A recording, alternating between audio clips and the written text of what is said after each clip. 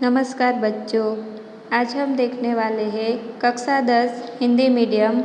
विषय है हिंदी। क्षितिज भाग 2 से 15वां पाठ है स्त्री शिक्षा के विरोधी कुतर्कों का खंडन। आज हम इस पाठ का अभ्यास करेंगे। सबसे पहले हम उसके जो लेखक हैं महावीर प्रसाद द्विवेदी, उनका परिचय देखते हैं। महावीर प्रसाद द्विवेदी जी का जन्म सन 1864 में ग्राम दौलतपुर, जिला रायबरेली, उत्तर प्रदेश में हुआ। परिवार की आर्थिक स्थिति अच्छी न होने के कारण स्कूली शिक्षा पूरी कर उन्होंने रेलवे में नौकरी कर ली।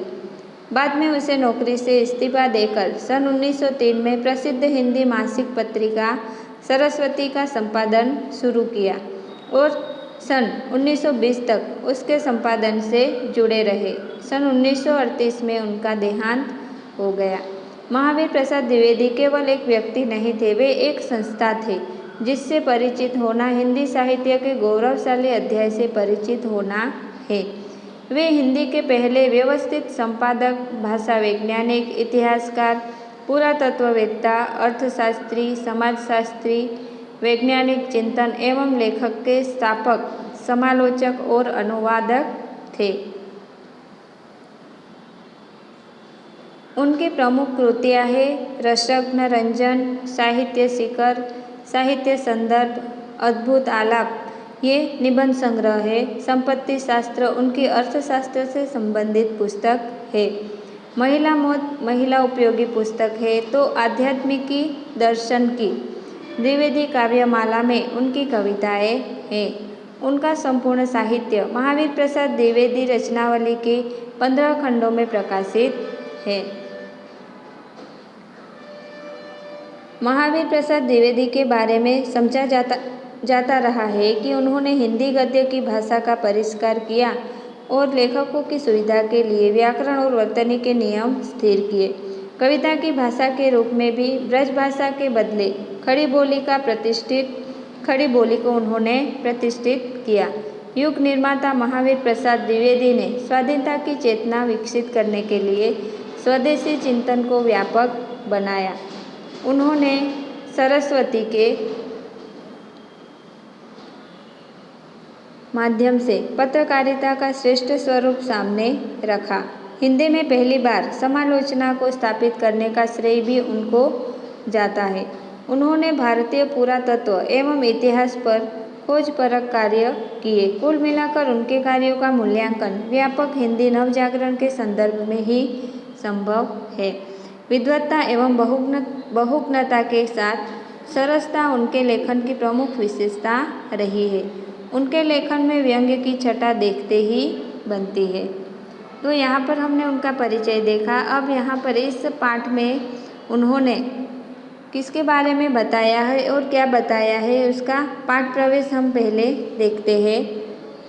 आज हमारे समाज में लड़कियां शिक्षा पाने एवं कार्यक्षेत्र में क्षमता दर्शाने में लड़कों से बिल्कुल भी पीछे नहीं है, किंतु यहाँ तक पहुँचने के लिए अनेक स्त्री पुरुषों ने लंबा संघर्ष किया है। नवजागरण काल के चिंतकों ने मात्र स्त्री शिक्षा ही नहीं बल्कि समाज में जनतांत्रिक एवं वैज्ञानिक चेतना के संपूर्ण विकास के लिए अलग जगाया। द्विवेदी जी का यह लेख उन सभी पुरातनपंथी विचारों से लोहा लेता है जो स्त्री शिक्षा को व्यर्थ अथवा समाज के विघटन का कारण मानते थे।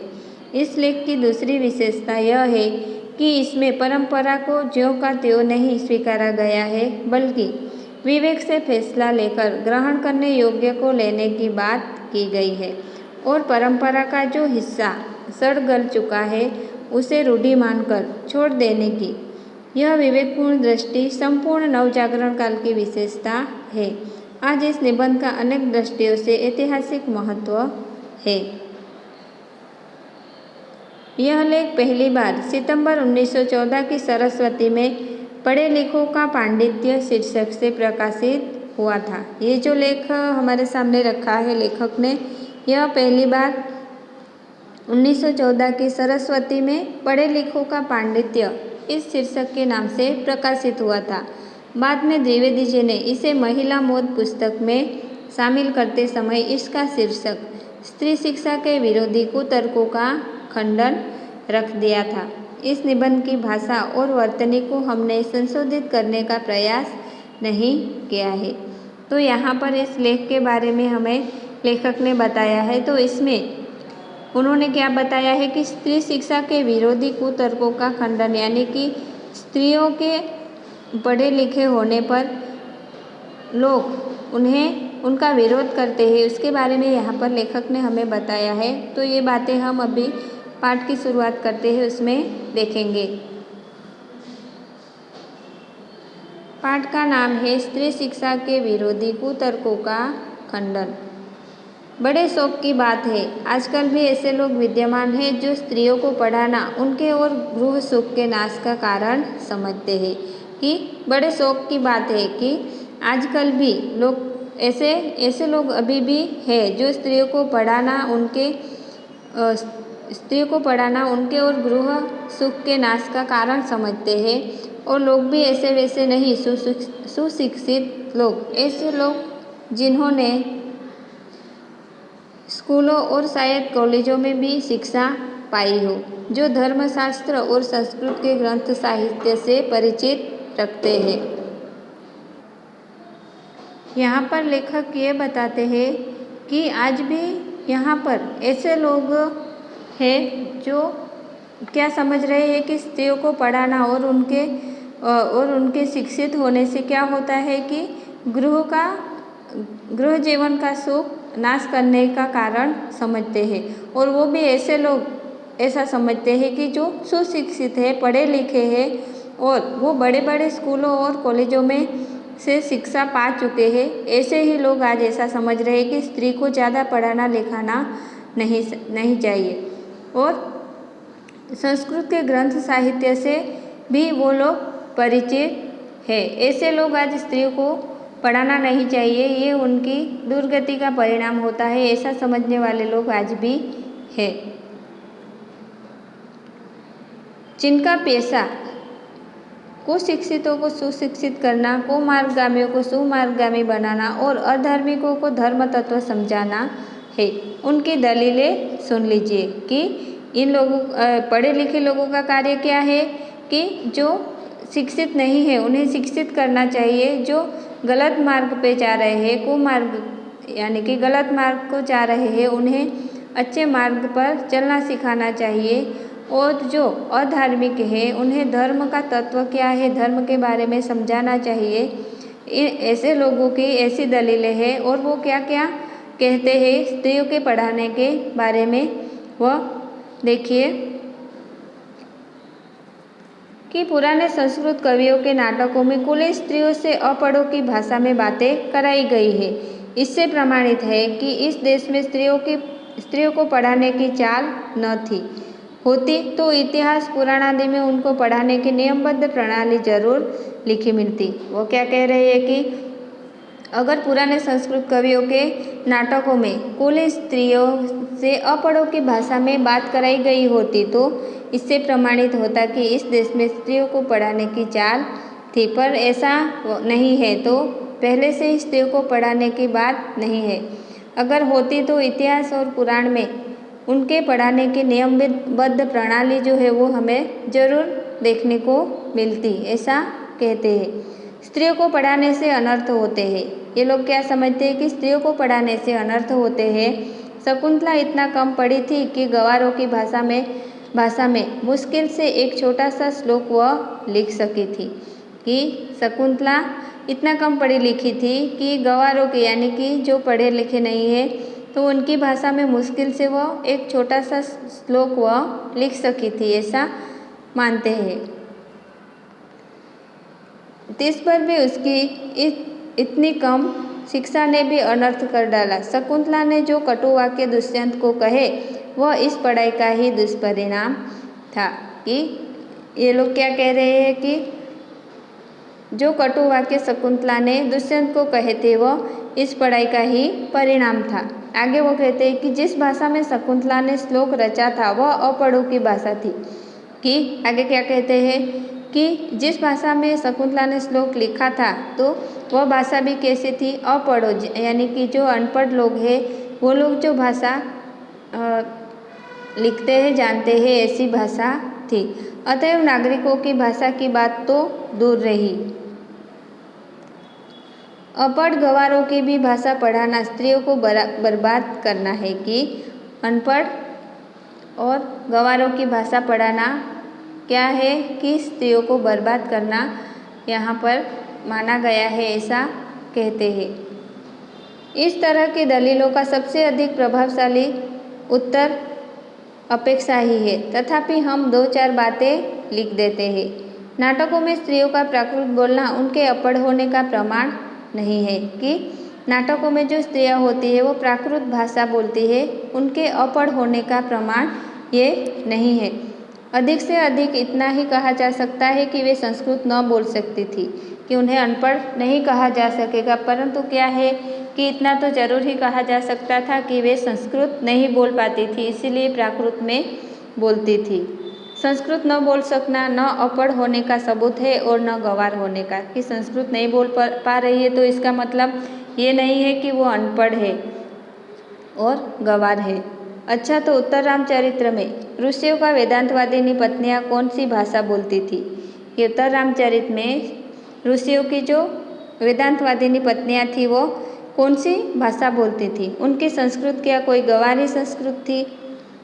वो जो संस्कृत बोलती थी क्या वो गंवारों की संस्कृत थी? भवभूति और कालिदास आदि के नाटक जिस जमाने के हैं उस जमाने में शिक्षितों का समस्त समुदाय संस्कृत ही बोलता था, कि उस जमाने में कालिदास और भवभूति के नाटक जिस जमाने के हैं उस जमाने में जो शिक्षित थे वह समस्त समुदाय कौन सी भाषा बोलते थे? वो संस्कृत ही बोलते थे। इसका प्रमाण पहले कोई दे ले तब प्राकृतिक बोलने वाली स्त्रियों को अपढ़ बताने का साहस करे, कि अगर यह प्रमाण कोई हमें दे दे तो ऐसा माना जाएगा कि प्राकृत बोलने वाली स्त्रियां अपढ़ अनपढ़ बताने का साहस तब भी कर सकते हैं। इसका क्या सबूत कि उस जमाने में बोलचाल की भाषा प्राकृत न थी? क्या कोई इसका कोई सबूत है कि उस जमाने में बोलचाल की भाषा प्राकृत नहीं थी? सबूत तो प्राकृत के चलने के ही मिलते हैं। प्राकृत यदि उस समय की प्रचलित भाषा न होती तो बौद्धों तथा जैनों के हजारों ग्रंथ उसमें क्यों लिखे जाते और भगवान शाक्य मुनि तथा उनके चेले प्राकृत ही में क्यों धर्मोपदेश देते?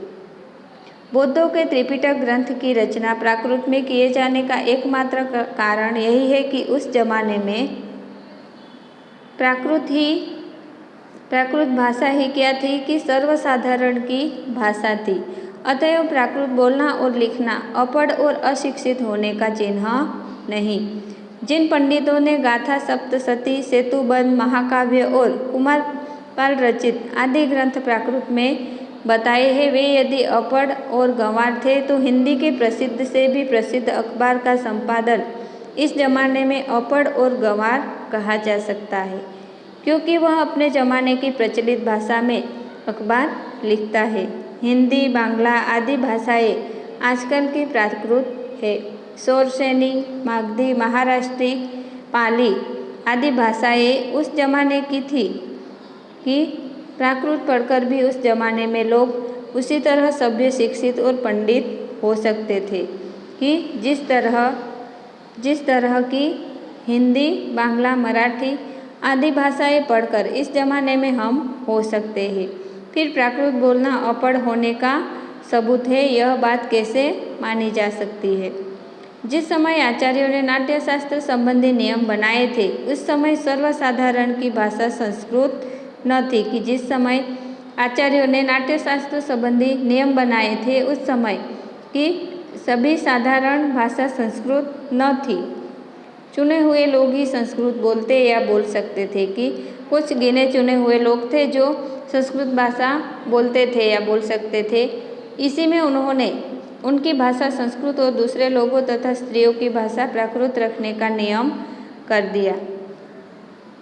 पुराने ज़माने में स्त्रियों के लिए कोई विश्वविद्यालय न था, कि पुराने ज़माने में स्त्रियों के लिए कोई भी विश्वविद्यालय नहीं था। फिर नियमबद्ध प्रणाली का उल्लेख आदि पुराणों में न मिलो तो क्या आश्चर्य, कि पहले पुराने ज़माने में तो स्त्रियों के लिए कोई विश्वविद्यालय था ही नहीं। फिर नियमबद्ध प्रणाली मिलने का उल्लेख तो हम कहीं भी नहीं देख सकते हैं, पुराणों में भी नहीं है, तो इसमें कोई आश्चर्य करने की बात नहीं है।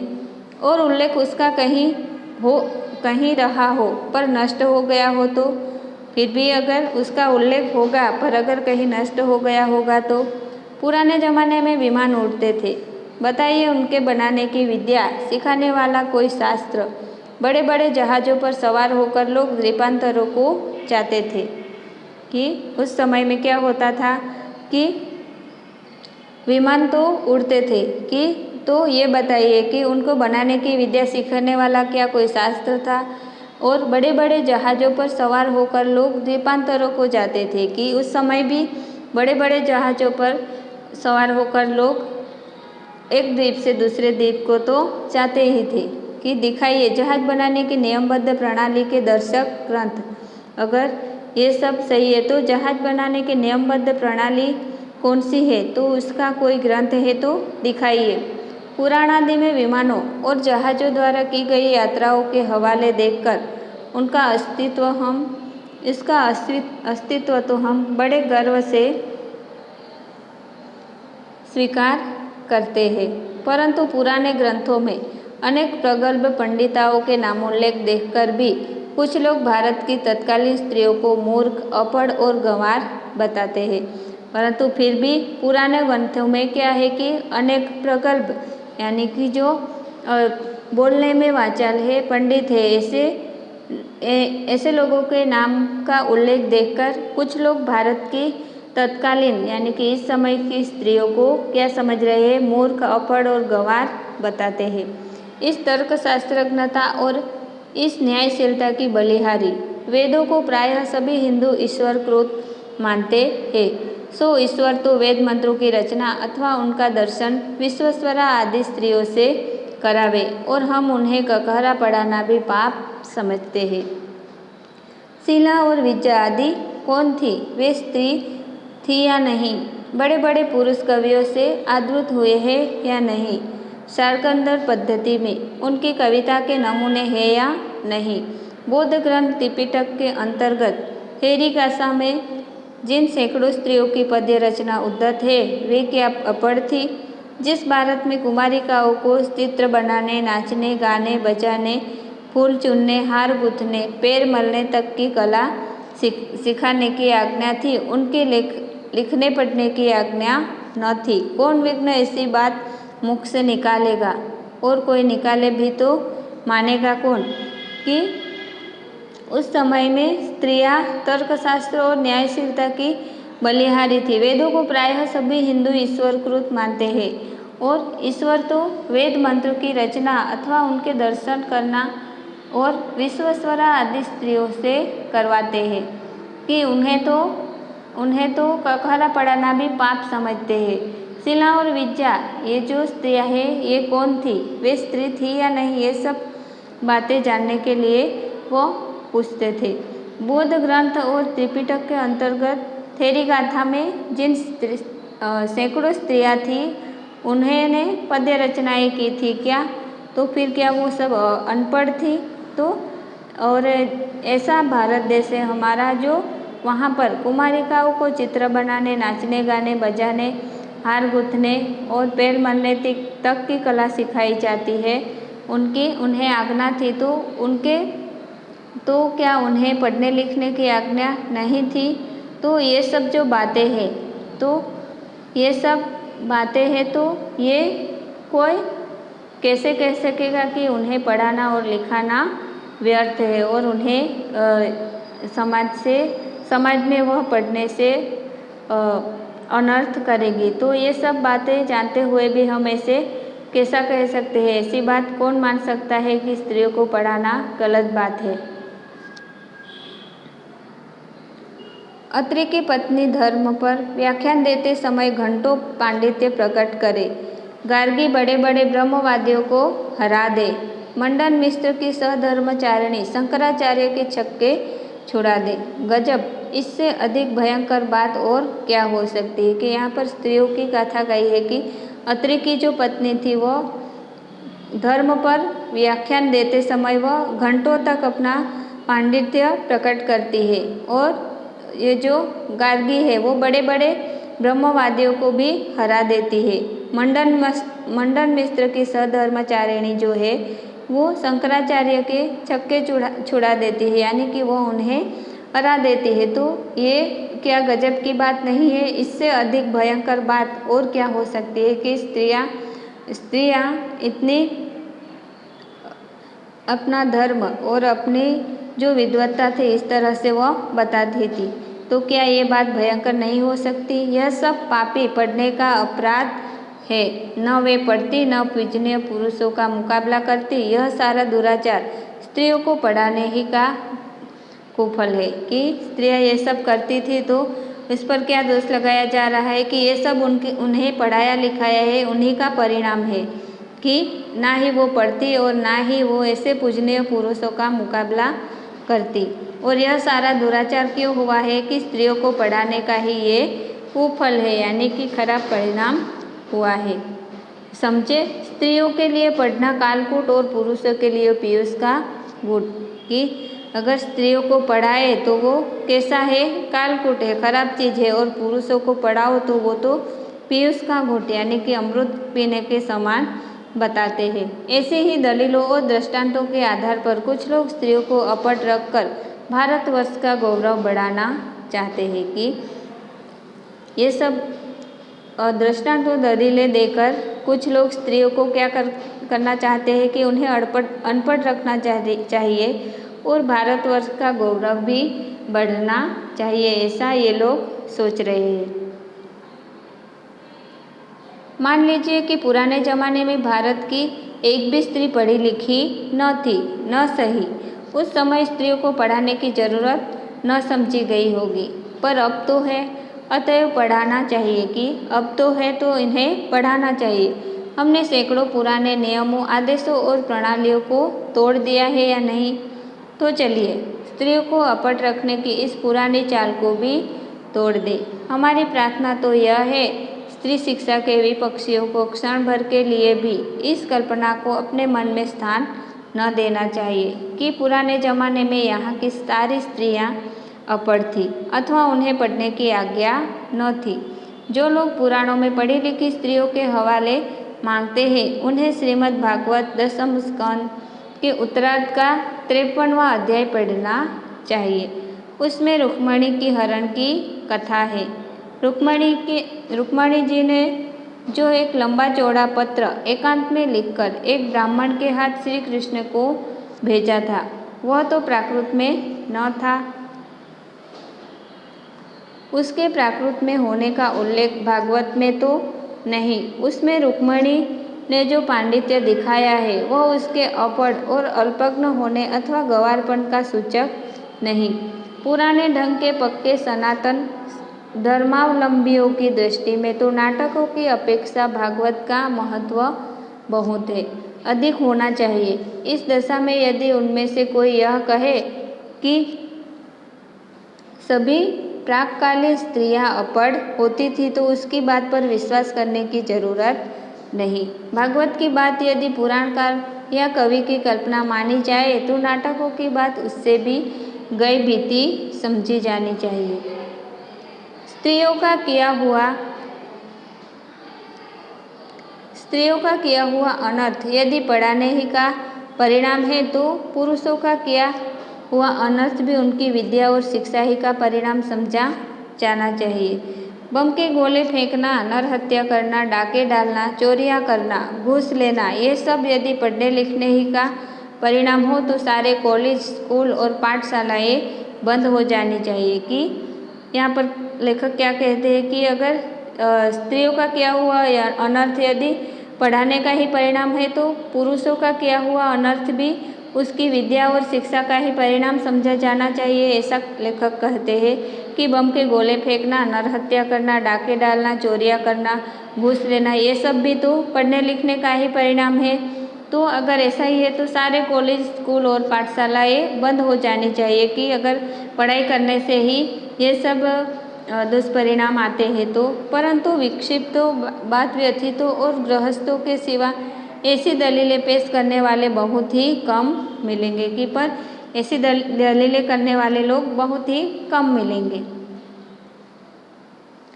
शकुंतला ने दुष्यंत को कटु वाक्य कहकर कौन सी अस्वाभाविकता दिखाई थी? कि शकुंतला ने अगर दुष्यंत को कटु वाक्य कहे थे तो उन्होंने कौन सी अस्वाभाविकता उन्होंने दिखाई थी?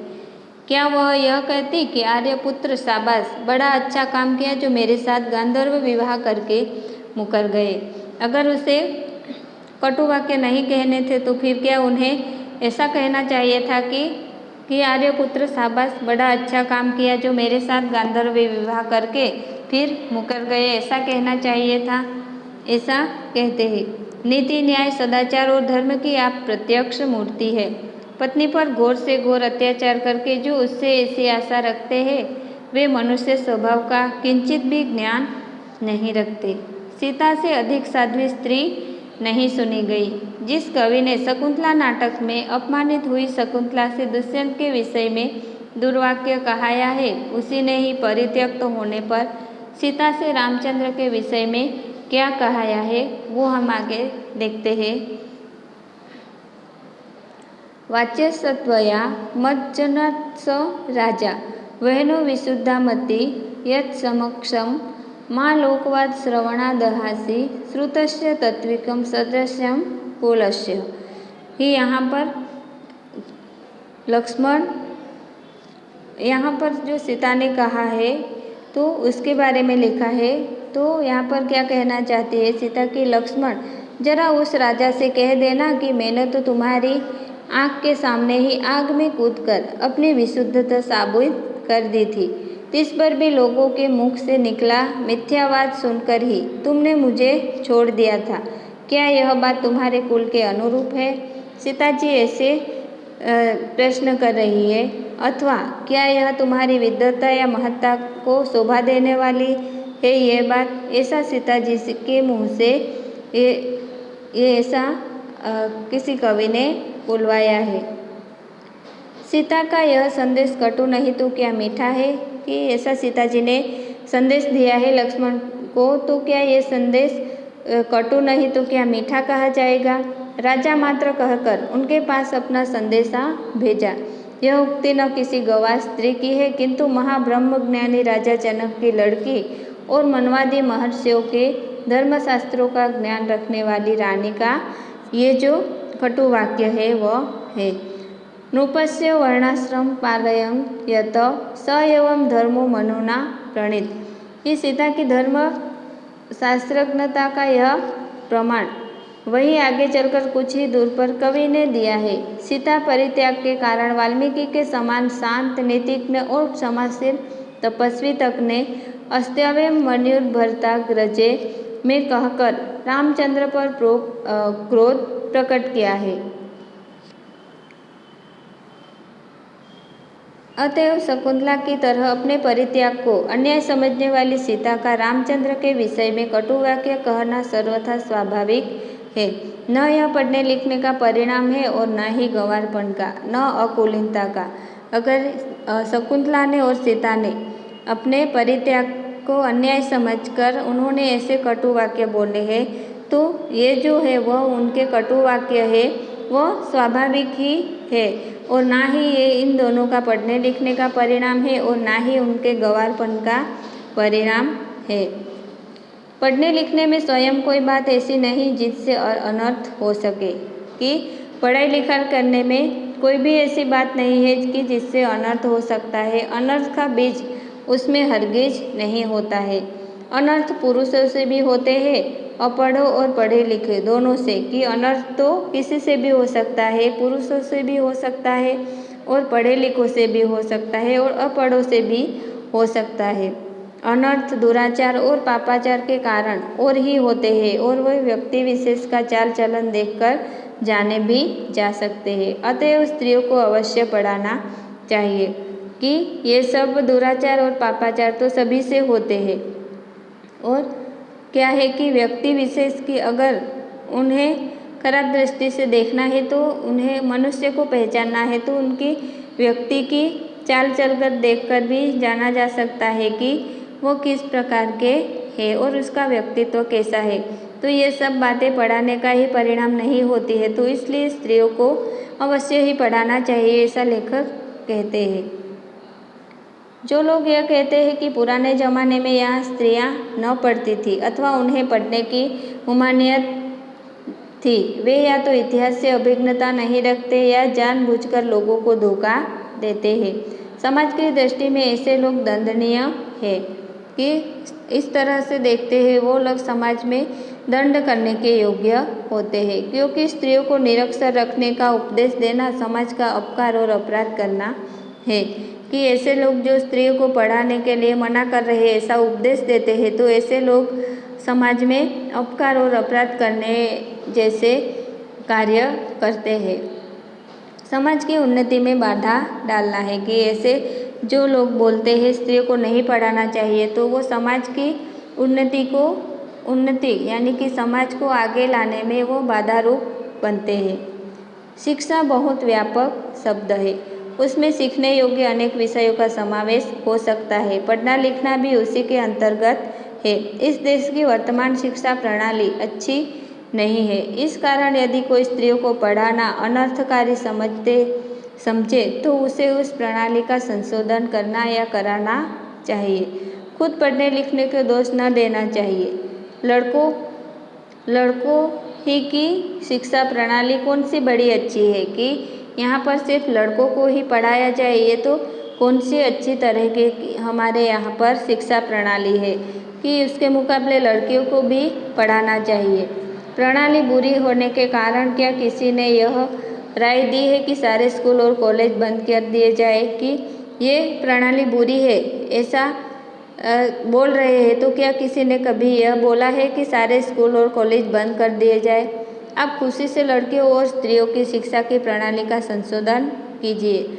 उन्हें क्या पढ़ाना चाहिए, कितना पढ़ाना चाहिए, किस तरह की शिक्षा देनी चाहिए और कहाँ पर देना चाहिए, घर में या स्कूल में, इन सब बातों पर बहस कीजिए। कि लेखक हमें इन सब बातों पर बहस करना, इन सब बातों के बारे में जानने के लिए बता रहे हैं कि हमें इन सब बातों के बारे में विचार करना है। कि विचार कीजिए, जी में आवे सो कीजिए, पर परमेश्वर के लिए यह न कहिए कि स्वयं पढ़ने लिखने में कोई दोष है, वह अनर्थकर है। कि आपको जी में जो भी आए चाहिए कीजिए, पर लेखक क्या कहते हैं कि भगवान के लिए ऐसा मत कहिए कि स्वयं पढ़ने लिखने में कोई दोष है और वह अनर्थकर है, वह अभिमान का उत्पादक है। अगर आप ये सब बातें सोचेंगे तो वह क्या होगा कि